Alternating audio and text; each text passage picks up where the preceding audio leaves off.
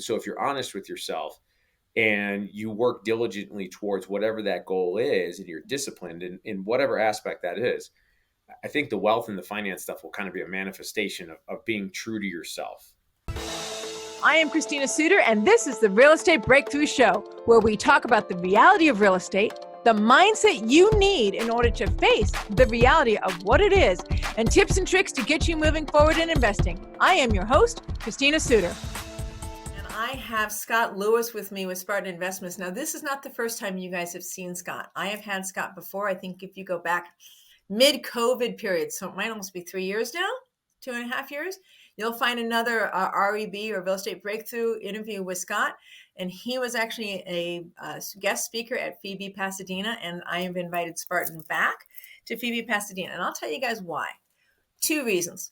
One, I respect Scott and his company and the people in his company deeply. So I want you guys to continue to have access to him. And 2, well, basically they just rock. You guys need to know who they are and the depth and quality of their company. So clearly, if I've known them over, I think I've known you guys, or I've been aware of you guys over 5 years now, maybe almost 6 years, I've had a chance to observe, have they kept their consistency of quality, integrity, and contributors in the field? And I personally love what Scott and Ryan and Ted are doing.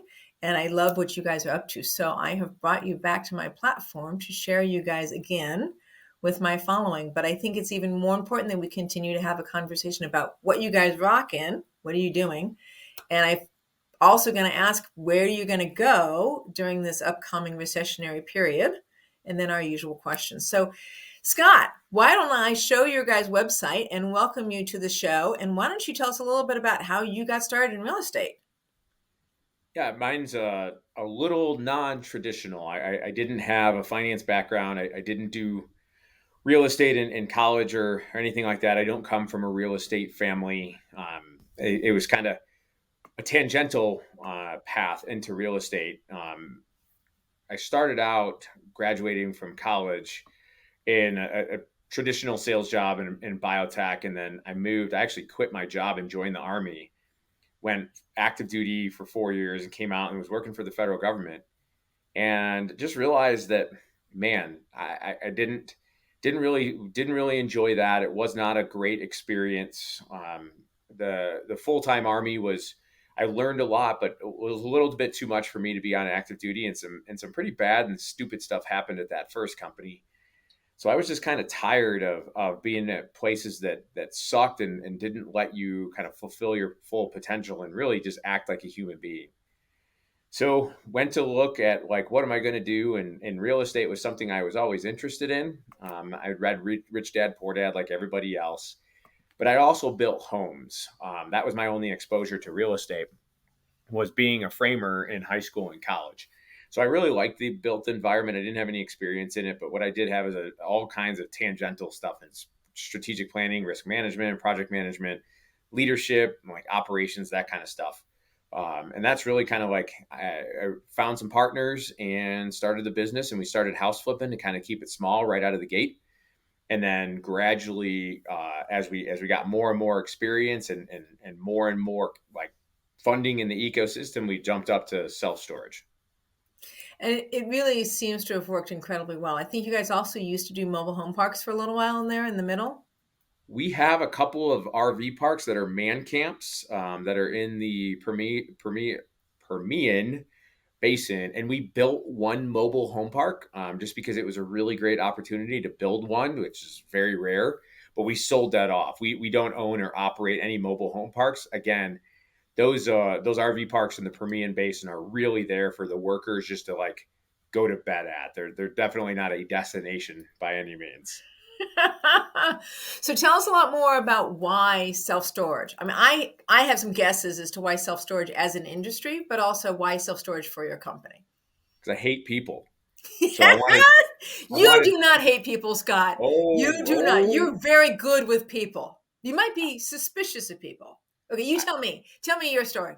You know, I say that I wanted no part of anything residential, and I still don't. Okay. You know, what's happening to you guys out there in California is just an absolute travesty, and I wanted no part of that. Yeah. I didn't want the government to kind of intervene with an investment that I had. And when we looked at asset classes, there were a lot of those that were able to do that. But when we looked at kind of the number one thing for us is being able to evict easy, and some people may be like, why would you look at that? That's the thing that's going wrong in a lot of places right now, not only in multifamily, but also office and that kind of stuff. And we wanted to be able to really kind of go back to our integrity value. If we provide you what we said we were going to provide you, you need to provide us with what you said you were going to provide us. And we don't want the government stepping in and saying, well, they don't actually have to honor their end, but you're going to honor yours. So when we looked at the different asset classes, like self storage was really kind of the one that kind of fell to the bottom of our decision matrix. And honestly, like when we looked at, we were coming in with a little bit less experience than some of the other teams out there. So then to move into the big four food group, being inexperienced during a time where there was a lot of emphasis on real estate, we just thought that was pretty dangerous to try to go head to head with those guys that really, really, really knew what they were doing in very, very established asset classes versus self storage at the time when we got into it, being a little bit more mom and pop, so a little bit more, I'll say, suitable for folks learning the business at that particular time. I don't know that it's that way anymore, but at least when we came in, it was like nobody was talking about it on podcasts. Exactly. And it's funny because I do unofficially track, and I should make it more probably official. But I unofficially track like how saturated is that particular asset class in our field? How many professionals, industrial professionals, have taken jurisdiction over that area? One of the things you talk about, I think, is over 80% of residential doors are owned by people who effectively already own multiples of doors in that area. They own 3 buildings or more. So they're already industry professionals in that area. And I think there's only 20% that are left inside of the mom and pops as far as value, right? I think that's accurate. I can need to go back and run my numbers. I may be inaccurate, but the point is that multifamily has affectionately been what I call professionalized. The next stage that was the next stage to be professionalized for the same reason, because mobile home parks in particular were primarily regional, primarily mom and pop run, right? And so when we got apartment buildings to be pretty much so professionalized that I'm the smaller investor. I don't know if so much Spartan is, but I'm a smaller investor. It makes it much harder to enter into a field. Now you're talking about self-storage. Same thing. When you guys first looked at it, self-storage was not as professionalized as an asset class. There weren't as many syndicators that were taking jurisdiction in that area. Now you guys have moved into that area. Yeah, there's more, but you guys are also one of those. You've grown as the professionalization of the field has grown. Yeah, I mean, we're the 40th largest operator according to Inside Self Storage magazine. Now, that's a little bit of a misnomer because the first 5 are like we are way up Yeah, here, where U-Haul.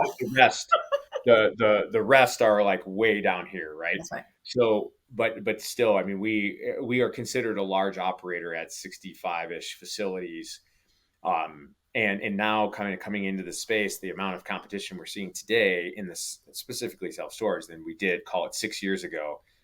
And then even then, you're right. There's a consolidation and maturation of self storage that's going on right now. That's just happened in other asset classes that a little while ago that's when it happened. So it's very much that way now. There was big operators before, but not like now. And the kind of the rub is self storage assets for the most part are smaller, $5 to $10 million, above $10 million individual facilities. They're not like it's not like the multifamily space, right? Like a beautiful self storage in downtown LA might be 50 million versus several hundred million for a multifamily down there, right? So when you think about the amount of people that can get into the space, there's a lot of smaller assets out there, so that just increases the amount of competition. Okay. So what is it that you guys feel like is, well, one, what's your business plan with self-storage? And two, which you can say for the end is, why do you guys rock it? Like, what is it that you feel like really works inside of your company? So what's your plan with self-storage? When you go to get a new unit, what are you looking for? What are you going to do with it? And what is it what's the super sauce or special sauce that you guys bring? I'll talk about the second one first. I don't think there is anything special Okay. because I don't know that there's really a competitive advantage out there other than just doing what you say you're going to do. We're good buyers. We have really good reputations with our brokers because we do exactly what we say we're going to do. And we tell them what we're going to do and then we do it. and we do it consistently over and over again because we very are process driven. So maybe that's a special sauce. Discipline is probably the special sauce. Anybody can do it. It's kind of like six pack abs. They're under there somewhere. So if you are disciplined, then you can get after it. But if you're not, then it doesn't matter. So it's why on our website, our strategic plan's on the website. So people can download our strategic plan. And some people are like, why do you do that? Because if you don't have the discipline to execute it, then it isn't going to matter. So in what we have put together, I don't know that there's any secret sauce to it. So as far as kind of where we're going with self storage, we're going to continue to grow. We have 65 facilities. We'd like to get to whatever the number is. They're really a couple hundred is probably a good end state for us as far as size. It's hard to aggregate that much more than that. So that's probably our goal in self storage. But over the next couple of years, we do want to look at other asset classes. We don't know what those are quite yet. A lot of it will probably be competency based. If we happen to find good team members or good leaders out there that could help us open up another vertical, then that may kind of dictate what vertical we look at. Right. Probably outside of multifamily. So for all you listeners, like, I don't know that we're interested. Maybe you could convince us, but you have a very long road uphill. But it might be worth it. So I think that's kind of where kind of the end state of where we're looking to go. All right. So when you look to purchase, how many units are you looking to? You want to stay inside of a certain number of units when it comes to self storage? A certain amount of vacancy. Give me some of the sort of like brass tacks. We talk in square footage versus like doors. Thank you. Sorry, I'm residential. I talk indoors. You're right. Yep. No Go ahead. worries.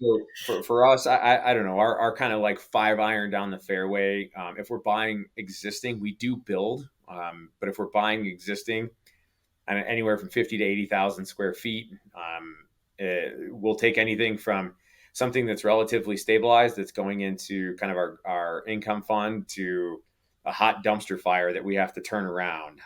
It really doesn't matter. We probably have more of a location buy box than we do asset.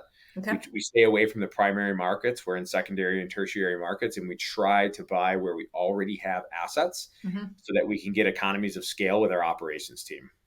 Okay. Now, I would say from my point of view, Scott, that you guys do have a secret sauce. And the secret sauce is basically what you and I talked about last time, which is, and we teased a little bit about it before we turned on the camera. Who are you going to hire? How are you going to structure that? And what does it take to pull together? And I've shown your website twice now, and that whole sense of grit. Like, what does it take to create a body of people that's working well together? What does it take to create the body of people? Because I know personally, I've invested primarily in versions of multifamily, anything from syndications to rehabbing myself to single family to multifamily to inside of California to outside of California, doing hard money notes. I worked in residential. That's kind of my space. I've just come at it from a lot of different directions. But one of the things you talked about last time was you actually work in people. That's really what Scott's secret sauce is. I think that's, being a frontline operator, I think people are everything. And if you get it wrong, it's really painful, especially Very kind painful. of given the way that society and laws and stuff are currently going. It's not trending in the entrepreneur's favor. So when you think about it, I think in order to get that right, you have to develop standards, and it doesn't matter what those are. I think a lot of entrepreneurs have a hard time doing that because sometimes those standards may be not in line with what mainstream media is putting out there that is the right standards. But it's your business. It's nobody else's business. So, and generally the entrepreneurs have the most on the line. So what you have to do is create standards and then get team members that fit those standards. And to do that, you may have to do some things that are uncomfortable for people, and that's uphold those standards. Yeah. So when you think about it, I'm a military guy. I have no problem upholding standards because I really don't care about your feelings. I really don't. That's not what I'm here for. So we have standards and we're going to adhere to them. And if that makes somebody not feel good, oh well. If that means that somebody gets terminated, oh well. Like, we have those standards, and it's no different than the military. You know what? We have a height weight standard in the military. So if you're fat, in the military, you're going to go on a plan. You're going to have to do something about that because there are height and weight standards. Right. So where that is we have physical fitness standards. Physical fitness standards, the run it, let's just say it's 14 minutes. If you show up in 14 minutes and 1 second, you fail. Mm-hmm. Period. Mm-hmm. There is no application of standards. Now there are programs in place that if that's happened, then it's not just like you're done. Right. You basically get another chance, kind of get yourself back within the standards and then go. And they're published and they're adhered. So anybody that comes in and says, "Oh, you didn't tell me," right? Yeah, we did. And that's the same thing here. We tell new team members, don't come here if you don't want to work 50 hours a week. If you want a 40-hour a week job, don't come to Spartan. You will be fired if you're not Yeah. working hard enough. And we've had people terminated because of that. Yeah. They do need. So Yeah. I, Go I ahead. think that's really what it's about. And it doesn't matter what those are. I think a lot of folks get hung up on what the standards are. They're whatever they want you to be, and you should tie them to your values. And you had scrolled through our grid. So those standards should be tied to the values of the organization. Again, it doesn't matter what they are as long as they align with how you want people to behave and how you will behave as the leader. You went exactly where I was going to go, which is there's a sense of like putting in the discipline, putting in the work, keeping your word, right? If this is what your work is going to be, and this is what you say you're going to get finished, then get it finished. This is what you've been assigned. You've agreed to be assigned it. You haven't renegotiated it. Then keep your word and get it done. Right? But there's also a mentality. Some might call it personal growth. Some might call it an inner rigor. Some might call it an inner grit, right? That also shows up. How do you support that inside of your business? Because now you're I know you're very good at systems. That's the other secret sauce that Scott brings, is this sense of systems, right? So how do you support the mentality? Yeah, so we have a couple of leadership development programs. We do a lot of reading inside of Spartan. And what I mean by that is there's a statistic out there, and who knows if it's true. It said the average person reads 3 books per year. The average CEO reads 12. Right. Right. So when you think of the Yeah. digesting of material, and I'll include audiobooks and regular books in that. Sure. The Spartan that reads the absolute least in the company is 4 books per year, because we do 1 book per quarter that everybody is required to read. And if you get caught not reading it, you better have a really good reason why, or you're going to be shown the door, because that's an integrity violation. And we have zero tolerance for values violations. So the next level is our leadership programs, and we have an emerging leader program and we have an operational leader program. They're 12-month programs based on learning, writing, kind of engaging with folks. And those folks will read 16 books per year, because they'll have to read the 4 quarterly books plus 1 book every single month Okay. um, as a part of those programs. So that's our emerging leader and operational level leader. The senior leaders are probably, it's one of those things that 20 books a year is probably the minimum that is going to get you kind of where you're at, in addition to doing some things, volunteering, and kind of broadening your view. There's a book out there called Range. I forgot who the author was, but it really talks about, as you move up in the ranks, you really need to broaden that range to have a lot of different skill sets, a lot of different knowledge, different ideologies to pull from as you kind of go up the ranks. Scott, I just so appreciate you got to that. I really, really do. And here's why. We inside of Phoebe Pasadena and ITI, as you know, I've really been working on doubling down on what's your mindset, what's your grit, because that's what makes you successful. Be of your word, be of your integrity. What are you reading? What are you digesting? Where are you coming from?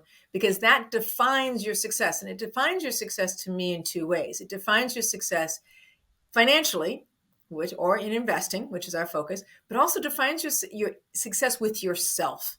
Do you perceive yourself as a successful person? Do you trust yourself to be capable of moving forward and creating what you say you're going to create? Do you have that inner esteem, self-esteem, and grit to be able to be dedicated to actually moving stuff? Can't say the word I want to say. Moving stuff forward in your life and in your professional life, personally and professionally. And you're just saying your company makes that stand. It's within the company's culture itself that is the stand that you're making. 100%. My take is wealth and financial stuff is a manifestation of doing what's true to yourself. If you are disciplined, um, and you take the time to truly understand who you are and not be apologetic about it, regardless of what it is, Yeah. and then pursue whatever pursuit it is. If you're a warrior going into kindergarten teaching, probably not a fantastic fit, right? Like probably not, right? And if Right. you're a very kind-hearted soul, perhaps joining the army infantry is a bad idea, Right. right? So there's a misfit, right? So if you're honest with yourself and you work diligently towards whatever that goal is, and you're disciplined in whatever aspect that is, I think the wealth and the finance stuff will kind of be a manifestation of being true to yourself. Yeah. And I think that's part of what has always stood out to me. Now, about Spartan, and part of why I keep, we talked before about how I kind of keep track of you guys as part of the community that I refer people to. Scott, I have my opinion on this, but I want to hear your opinion on it. Why is this? You just talked about how this internal mental growth creates and leads to one might almost say, the unintentional result of being successful in one's life. I think if you have this internal drive to grow, my take is the Okay. only way that you can grow is to be constantly challenging your mental models and your thinking paradigms. And if you're the type of person that is open to kind of admitting that you're wrong, thinking differently, challenging assumptions, opening yourself up to different paradigms, I think when you're in that mindset, other opportunities present itself, right? Like Mhm.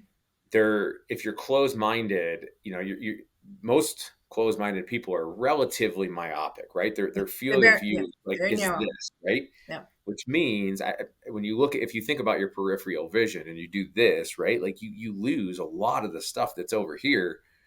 And realistically, the stuff that is over here is the stuff that will either kill you or like give you a really good opportunity, right? Like it's generally not what's right in front of you that kills you. It's something that's coming this way, That's right? correct. Yes. So if you have your blinders on and you're Yeah. not open to challenging those mental models, i.e., a growth mindset, and you're not open to kind of like going in and self-reflecting of like, okay, am I jacked up in this? I'm getting input from the external environment that maybe tells me I'm jacked up. That's good. Should I Yes. challenge this, right? Yes. Like, Yes. and it's okay to come back and say, no, I'm right. Everybody else is wrong. It's why I'm sitting in this chair, and you're the one receiving a W-2. Like, that's an okay kind of like outcome to come to as long as you've done some reflecting to it. So you took the time to really go. I remember when I was running a very small company years and years and years ago, I got this feedback saying that what I was doing in a particular element I was doing inside the company was just stupid. Why are you doing it? It's just stupid. And this was from somebody I respected, almost perceived as a mentor. And it really sets you back on your heels. You're like, oh man, am I an idiot? Am I stupid? And after like spending 2 or 3 weeks reflecting on it, worrying about it, being anxious about it, getting up and journaling about it, at the end I went, no, actually, this is really intentional. This thing I am doing is completely intentional. And I'm going to learn whatever I learn from it. And you, person who brought this to me, you can't derail me from this. This is what this company is going to do, and it's going to do it this way. That's an intentional statement inside my world and inside of my company. That's a leader, right? Like when you think about that, there's the whole "man in the arena" quote, right? And it's a fantastic quote. And if you're not in the arena, you will never know what it's like to be acted upon by elements inside the arena. Because if you're Mm. outside the arena looking in, i.e., if you're not the person that is ultimately responsible for that payroll at the end of the week or the end of the 2 weeks or whatever, or you're not ultimately responsible for good and bad outcomes for that business, the business unit, whatever you're leading. Entrepreneurship is not the only leadership out there. So if you're not directly responsible for that, it's very, very hard to provide like solid 100% like correct guidance in anything. So there's sometimes that the leader just knows what's right, even if it's counter to everybody else of what they're saying, because ultimately they're responsible for it. Ultimately, they're responsible for it. Ultimately, they have the plan. The best you can do as a leader is share what's underneath, what might be hidden. And either they get it and they understand it, or they don't and it pisses them off. And if it pisses them off, it's okay. You don't have to work for, I mean, I don't mean to be mean, but it's literally like you kind of self-select in. Either you can see the potential brilliance of it, even if you think it's not exactly the right plan. But if you're going to be so against it, then it's better to not be in it. Just don't be in the company. Don't be in the dynamic. Don't be in this space. This is the space I'm creating. It's kind of one of my hot buttons out there is a lot of this team member activism that are trying to make companies do something they're not versus just go to some other place, vote with your feet, Right. choose to go to some other place that kind of aligns with how you see something versus trying to change where you're at. Where you're at. We see it in a lot of different places, right? There's a lot of folks in your area that are moving out of California because they're not okay with what's going on there, and then they go to places like Idaho and Texas and try to change them because they don't like Okay. where they ran out. I've got a buddy that lives in Idaho, and it's very prevalent there. There's a lot of culture clashes going on in that state, in particular because of the migration. So why do that? Why not just go someplace that you feel a better fit? And if you Mhm. feel a better fit and you align with the values more, you'll be able to perform better. You'll feel better personally and professionally versus being in an environment that really doesn't fit. Just change your environment. It's Right. one of the main reasons I left the federal government. I did not fit. And I certainly wasn't going to try to change the environment that I was in. I changed the agency I was in. I just changed the environment. I left to another Mhm. place that I could fit better. Makes perfect sense. All right, let's move on to the tough question, if you want to call it tough. Using real estate to break through to your financial freedom, I am an absolutely profound believer in. No question about it. It's the name of the freaking show. Real estate breakthrough. That is true to me is true. But real estate, it can be a tough mistress. There are things that will work and there are things that will not work. I like to use the baseball analogy. If you're really good at hitting in baseball, how many balls do you actually hit? 4 out of 10, right? Thank God in real estate, it's not 4 out of 10 that we're successful. And thank God it's more like 9 out of 10, maybe, 16 out of 17 or 16 out of 20. But thank God we actually get a much higher batting average. But you will have problems and it will define your success in real estate and it will challenge you personally. So tell me about something that didn't work. Tell me how you guys fixed it. Tell me what you learned as an investor and as a leader. We had a property up in Madison, Wisconsin. It was a tough acquisition. The seller not necessarily aligned with our values. It was a pretty tough back and forth. And then after we closed, there was some not fantastic behavior that caused some direct damage to the facility, like to the reputation of the facility, to the occupancy of the facility. We also had some staffing problems up there in Wisconsin. We tried to manage two kind of as remote. They were about 45 minutes apart. That didn't really work. So what we did is we sat down and kind of analyzed kind of everything that was going on, and we really increased our marketing budget. We split the payroll between two, put a dedicated manager into that site, ultimately worked through some of the challenges with the seller. There's still some ongoing challenges there, but we've been able to take that thing that ultimately dipped to in the 60% occupancies. We're up in the high 80s now. So it's Good. been a really good turnaround play. And again, it was going back to being disciplined in our approach to hiring, getting the right people in there, really focusing on the marketing side, breaking those two facilities apart. So again, being willing to get feedback and then change and adapt to a mental model. That customer base just wasn't super stoked on kind of the remote management that we were trying, that a lot of the industry is trying up there.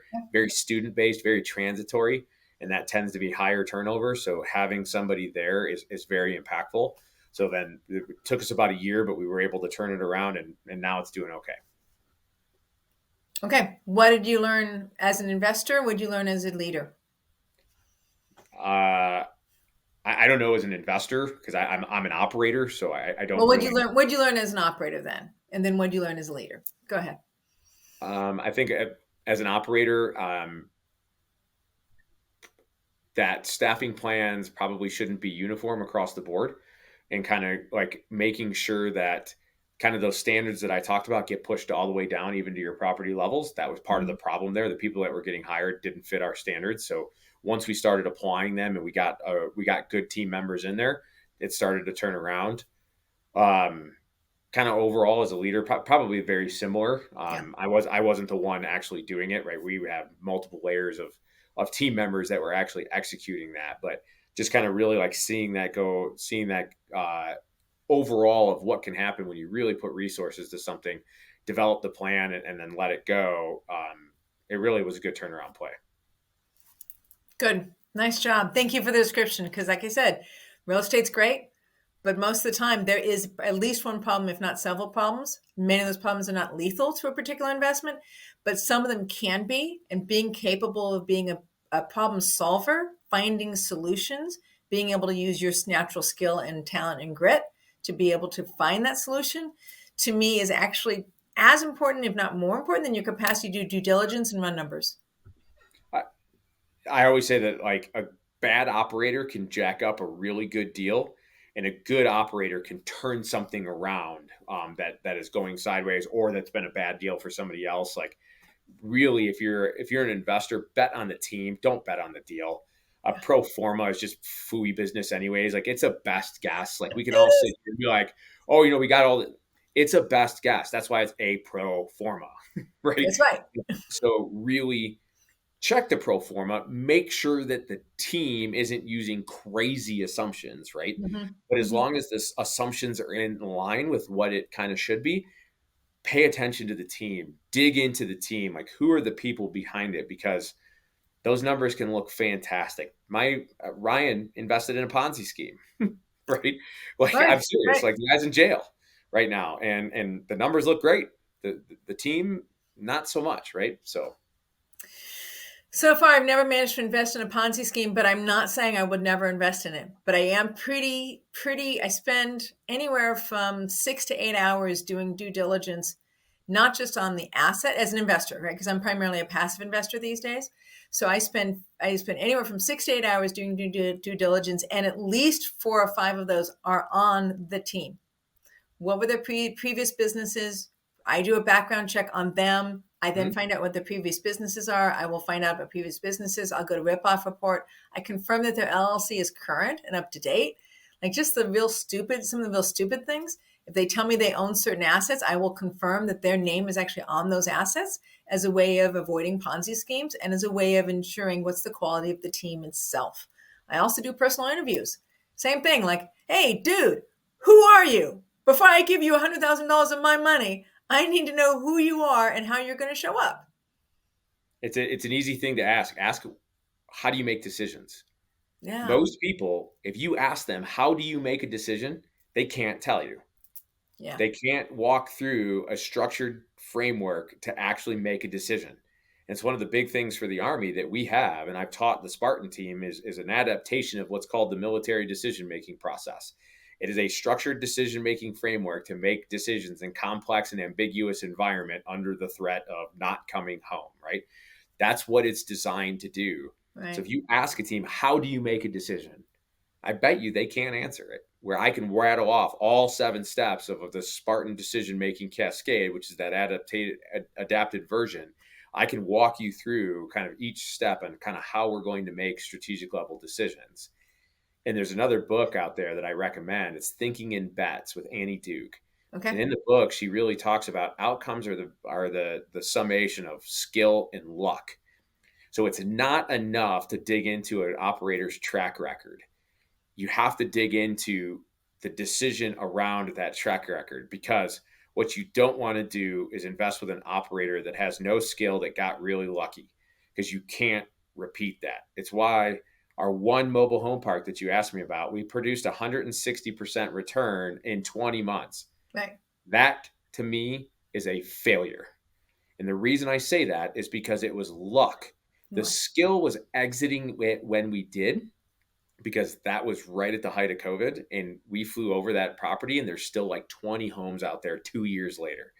So the skill was knowing when to quit, to leave and mm, get out and take what we could, which was a great investment. But the reason we got that investment wasn't necessarily based on skill, because we're not mobile home park investors. We're right. self-storage investors. So we got lucky a lot of that. And you can't repeat that over and over and over again. And what I want to be to investors is I want to be that double or triple over and over and over again versus the home run and the strikeout, right? Like I want to Mhm. be consistent, because that is safe. That is something that people can bet on. And I want to be consistent. Scott, you said that so well. I so appreciate that. I was trying to figure out how to frame that question earlier. What is it about Spartan Investments that why does your grit, why does your philosophy truly protect your investors? And I think you just described it perfectly, right? It's in there that our intention is to protect our investors by being capable of being good decision makers and good performers and of our word is what protects the investor. It's not the luck.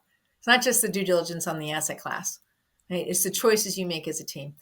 All right, Scott. So tell me, what does financial freedom mean to you? We're using real estate. We're using what can be a great field and a tough field to develop financial freedom, but it's not the $1 million in the mattress that we care about. What does it mean to you personally? Yeah, for me is to be able to have the resources to help other people achieve their goals. If I have the resources to do that, I've probably achieved mine, so that I can really help other folks kind of do that. My wife and I don't have kids. One of our goals is to make sure there's 11 nieces and nephews, kind of sprinkled out with some great nieces and nephews. Yeah. My older sister started really early, so I've got some great nieces and nephews, and we want $100,000 in each one of their 529s so that they can go to college without worrying about it if they so choose to do that. Right. So Right. so for Right. me, that's kind of what it like being able to use my resources to help other people. That's what it really means to me. Lovely, Scott. Thank you so very much. So, Scott, if anybody wants to get a hold of you, they want to invest in Spartan because they understand the deep value behind having a business of integrity in behind their investments. How do they do that? Best way is head to that website that was up here. There's a form in there. Grab that. Read the strategic plan. See where we're going. Like understand who we are. Dig around there. You'll understand. And then once you get in there, it'll open you up to the portal, and then you can jump in. And we have 4 offerings right now. We have 3 funds, and we have a DST fund. If anybody's looking for a 1031 rollover into a DST fund, we have that open up right now. So that's it. Just jump to the website and get in there, and one of our investor relations person will dig into you and kind of walk you through who Spartan is and everything else. Beautiful. Beautiful. That's exactly what I need to know. Scott, thank you so much for the time. Thank you so much for what you choose to do in your life in order to create a safe place for investors to be able to invest and to create an environment that's based on growth, grit, as well as success. Thank you, Scott, for doing your work on the face of this planet. I love it. Thank you, Christina, for having me on again. Appreciate the continued support. Absolutely. So this is Christina Suter with Real Estate Breakthrough. We had Scott Lewis with Spartan Investments. You can find us on a whole variety of both visual platforms as well as podcast platforms. Tune in next week for the next show.